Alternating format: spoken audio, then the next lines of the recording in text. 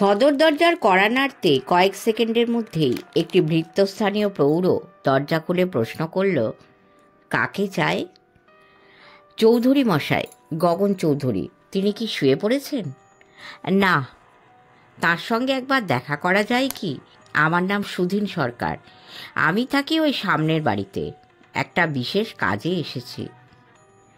চাকর ভিতরে গিয়ে আবার মিনিট খানেকের মধ্যেই ফিরে এসে বলল, আপনি আসুন। সব ব্যাপারটাই যে এত সহজে হয়ে যাচ্ছে এ তো ভারী আশ্চর্য। ভিতরে ঢুকে ল্যান্ডিং পেরিয়ে একটা বৈঠকখানায় গিয়ে ঢুকল সুধীন। বসুন। জানলা দিয়ে এক ফালি চাঁদের আলো এসে পড়েছে সোফার উপর, তাই সুধীন সেটা দেখতে পেয়ে এগিয়ে গিয়ে বসল। চাকর বাতি জ্বালিয়ে দিয়ে গেল না কেন? এখন তো পাড়ায় লোডশেডিং নেই। এবার ঘরের চারদিকে চোখ ঘোরাতে সুধীনের হৃৎস্পন্দন হঠাৎ দেখতে দেখতে দ্বিগুণ হয়ে গেল। সে কি ঘর ভর্তি লোকের মধ্যে এসে পড়ল নাকি? তাকে ঘিরে কারা চেয়ে রয়েছে তার দিকে? ঘরের প্রায়ন্ধকারে দৃষ্টি আরেকটু অভ্যস্ত হতে সুধীন বুঝতে পারল, যারা চেয়ে রয়েছে তারা মানুষ নয়, মুখোশ।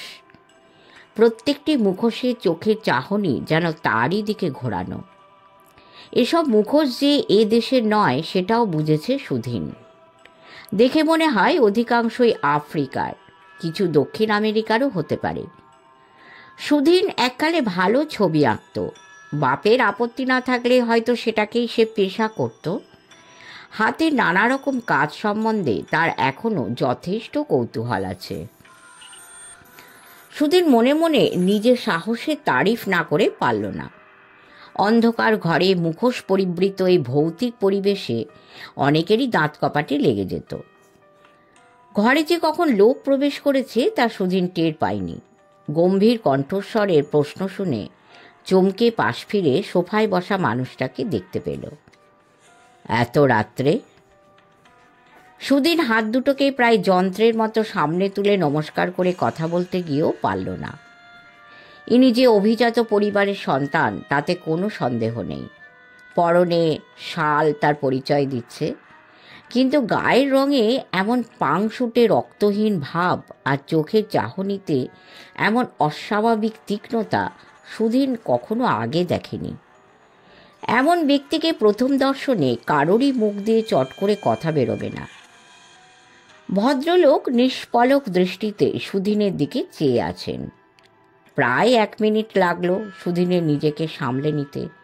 তারপর সে মুখ খুলে বলল, আমি একটা অভিযোগ জানাতে এসেছি। কিছু মনে করবেন না। আপনি গগন চৌধুরী তো? ভদ্রলোক একবার শুধু মাথাটা নাড়িয়ে জানিয়ে দিলেন তিনিই সেই ব্যক্তি। প্রশস্ত ললাটে 3 দিক ঘিরে সিংহীর কেশরের মতো আজ পাকা চুল থেকে মনে হয় বয়স 65-র কম না। সুধীন বলে চলল, আমার নাম সুধীন্দ্রনাথ সরকার। আমি সামনের বাড়ির দোতলার ফ্ল্যাটে থাকি। আসলে হয়েছে কি জানেন, আপনার 3 তলার ঘরের বাতিটা সারা রাত জ্বলে। এতে বড্ড অসুবিধা হয়। আলোটা সোজা আমার মুখের উপর এসে পড়ে। যদি আপনার জানালাটা বন্ধ করে রাখতে পারতেন, নইলে ঘুমের বড় ব্যাঘাত হয়। সারাদিন আপিস করে ক্লান্ত থাকি, রাত্রিরে ঘুমোতে না পারলে। ভদ্রলোক এখনো এক দৃষ্টি চেয়ে আছেন সুধীনের দিকে। এই ঘরের কি কোনো আলোই জ্বলে না নাকি? অগত্যা সুধীনই আবার মুখ খুলল, ব্যাপারটাকে আরেকটু পরিষ্কার করা দরকার। আমি যদি জানালা বন্ধ করি তাহলেও আলো আসবে না ঠিকই, কিন্তু দক্ষিণে জানালা তো, তাই। আপনার জানালা বন্ধ করতে হবে না। আগে আমিই করব। হঠাৎ যেন একটা বিরাট ভার নেমে গেল সুধীনের বুক থেকে। ও, তাহলে তো কথাই নেই। অনেক ধন্যবাদ। আপনি উঠছেন? সুধীন ওঠার উদ্যোগ করছিল ঠিকই, কিন্তু এই প্রশ্নে একটু অবাক হয়ে আবার বসে পড়ল। রাত হলো তো, আর আপনিও নিশ্চয়ই শুতে যাবেন। আমি রাত্রে ঘুমোই না। ভদ্রলোকের দৃষ্টি সুধীনের দিক থেকে এক চুল নড়েনি। ও, লেখাপড়া করেন বুঝি? সুধীন আস্তে গলায় প্রশ্ন করল, এই পরিবেশে গগন চৌধুরীর সান্নিধ্য যে খুব স্বস্তিকর নয় সেটা স্বীকার করতেই হবে। না, তবে ছবি আঁকি। সুধীনের মনে পড়ে গেল বাইনোকুলার দিয়ে ঘরের দেওয়ালে পেন্টিং দেখে মনে হয়েছিল সেটা চিত্রকরের স্টুডিও হতে পারে। নাগমশাইও বলেছিলেন ইনি এককালে ছবি আঁকতেন। ও, তার মানে ওই ঘরটা আপনার স্টুডিও? হ্যাঁ, ঠিকই ধরেছেন। কিন্তু সে কথা বোধহয় পাড়ার বিশেষ কেউ জানে না, না? গগন চৌধুরী একটা শুকনো হাসি হাসলেন। আপনার সময় আছে হাতে? সময় মানে? তাহলে কতগুলো কথা বলি। অনেক দিনে জমে থাকা কথা, কাউকে বলার সুযোগ হয়নি কখনো। সুধীন অনুভব করল ভদ্রলোকের অনুরোধ অগ্রাহ্য করার ক্ষমতা তার নেই।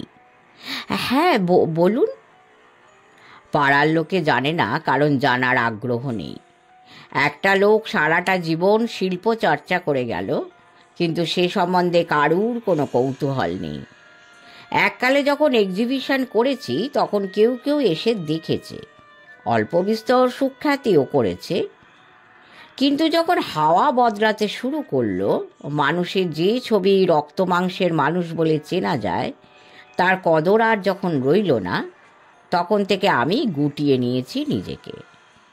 নতুনে ঝান্ডা উড়িয়ে চলতে আমি শিখিনি, মানে মনে মনে দা ভিঞ্চিকে গুরু বলে মেনেছিলাম তো। এখনও তিনিই আমার গুরু। কিন্তু আপনি কিসের ছবি আঁকেন? মানুষের।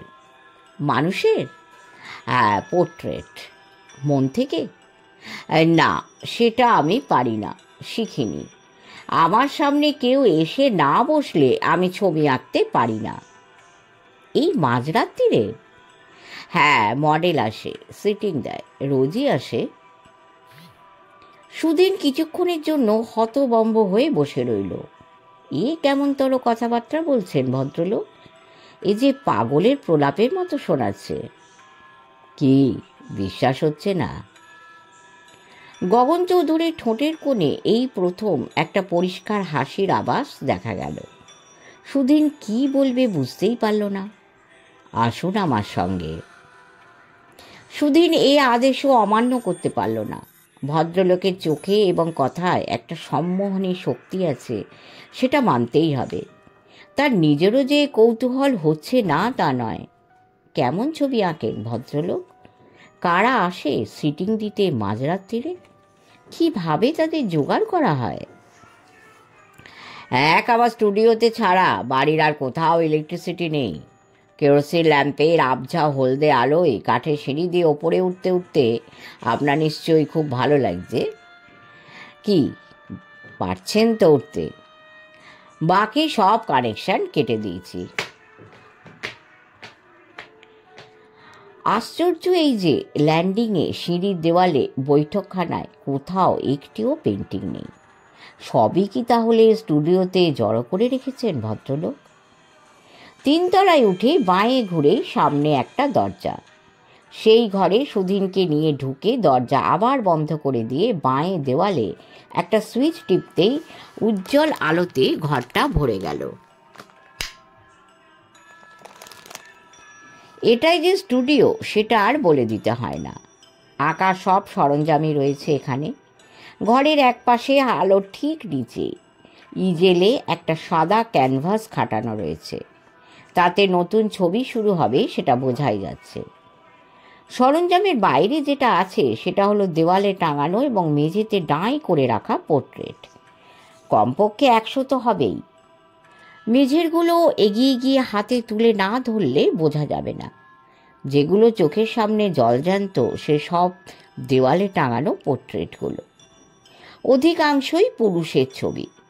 সুধীন তার তৈরি চোখে বুঝে নিল সাবেকি ঢঙে আঁকা পেন্টিংগুলোতে যথেষ্ট মুন্সিয়ানার পরিচয় আছে।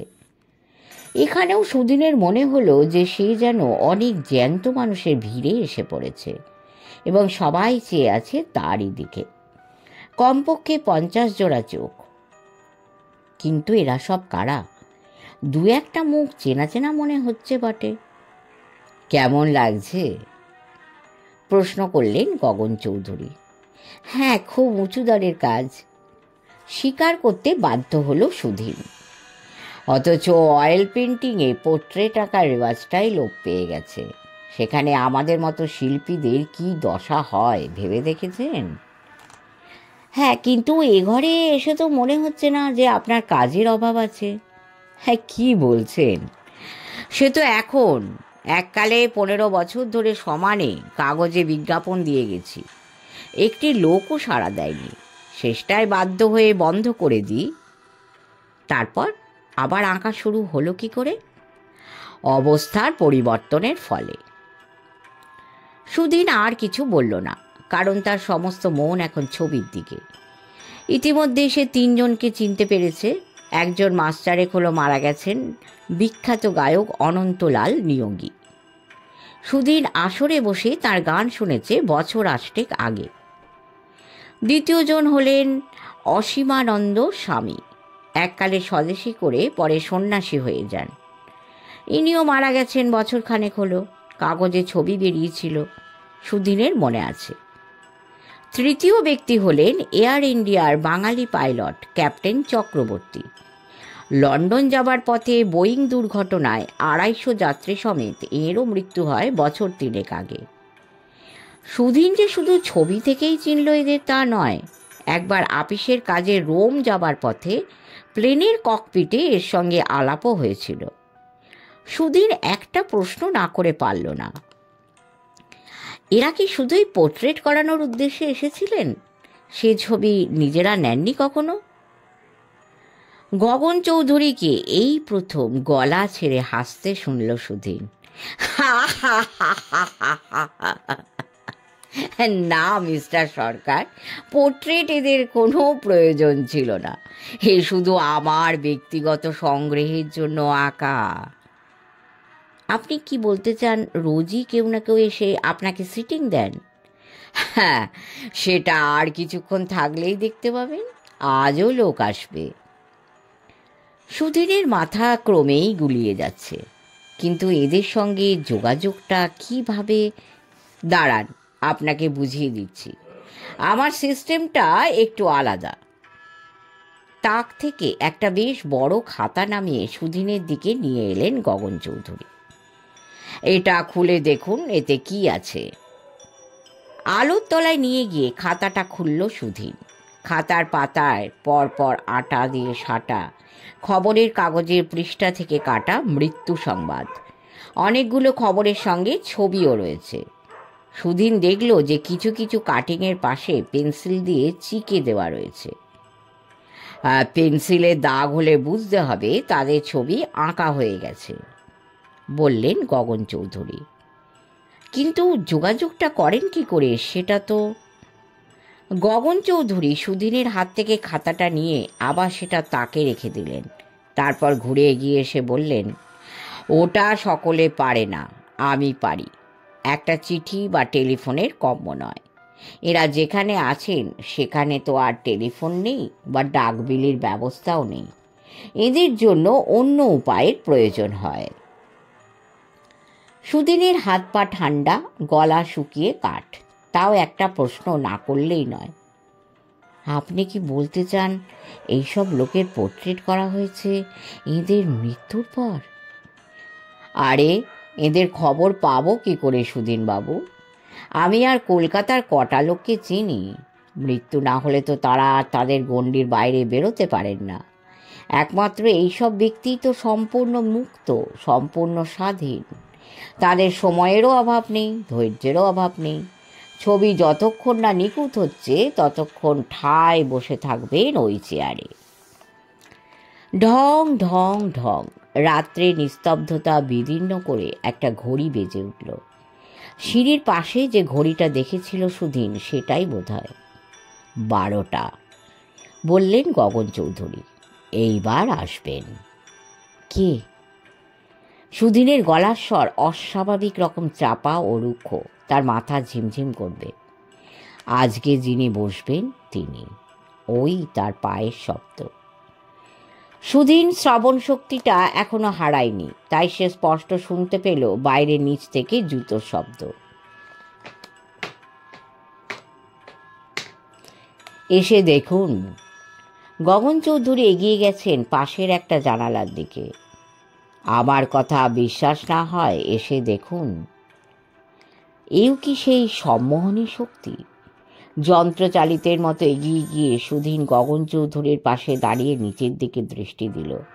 তারপর তার অজান্তেই একটা আর্তস্বর বেরিয়ে এলো তার গলা দিয়ে। হ্যাঁ, একে তো চিনি। সেই দৃপ্ত মিলিটারি ভঙ্গি, সেই দীর্ঘ গড়ন, সেই ছেয়ে রঙের সাফারি স্যুট। ইনিই ছিলেন সুধীনের বস, নগেন্দ্র কাপুর। সুধীনের মাথা ঘুরছে। টাল সামলানোর জন্য সে ইজেলটাকে জাপটে ধরে ফেলল। সিঁড়ি দিয়ে পায়ের আওয়াজ উঠে আসছে। কাঠের সিঁড়িতে জুতোর ক্রমবর্ধমান শব্দে সমস্ত বাড়ি গম গম করছে। এবার আওয়াজ থামল। নৈশব্দের মধ্যে গগন চৌধুরী মুখ খুললেন আবার। যোগ স্থাপনের কথা জিজ্ঞেস করছিলেন না সুধীনবাবু? ভেরি সিম্পল, এইভাবে হাতছানি দিলেই চলে আসবে। সুধীন বিস্ফারিত চোখে দেখল দোরখা শালের ভিতর থেকে গগন চৌধুরীর ডান হাতটা বেরিয়ে সামনে প্রসারিত। সে হাতে কিছুই নেই, খালি হাড়। যে হাতে ডাকা সেই হাতেই আঁকা। সংজ্ঞা হারাবার আগের মুহূর্তে সুধীন শুনল স্টুডিওর বন্ধ দরজার বাইরে থেকে টোকা পড়ছে। খট খট খট খট খট খট খট খট। দাদাবাবু, দাদাবাবু! এক ঝটকায় ঘুমটা ভেঙে গিয়ে দিনের আলোয় সুধীনকে আবার তখনই চোখটা কুঁচকে বন্ধ করে দিতে হলো। বাপরে, কি ভয়ঙ্কর স্বপ্ন! দরজা খুলুন দাদাবাবু। চাকর অধীরের গলা। এই দাঁড়া, 1 মিনিট। সুধীন বিছানা ছেড়ে এগিয়ে গিয়ে দরজার ছিটকিনি খুলে দিল। অধীরের মুখে গভীর উদ্বেগ। আপনি এত বেলা অবধি? হ্যাঁ জানি, ঘুমটা একটু বেশি হয়ে গেছে। এই এত হই হল্লা বাড়ির সামনে, কিছুই টের পেলেন না? হই হল্লা? হ্যাঁ, চৌধুরী বাড়ির বুড়ো বাবু যে মারা গেলেন কাল রাত্রে। গগনবাবু, 84 বছর বয়স হয়েছিল। ভুগছিলেন তো অনেক দিন। ঘরে বাতি জ্বালা থাকতো রাত্রিরে, দেখেননি? তুই জানতিস ওর অসুখ? আরে জানবো না, ওনার চাকর ভগীরথ, তার সঙ্গে তো দেখা হয় রোজ বাজারে। হ্যাঁ, বোঝো কাণ্ড।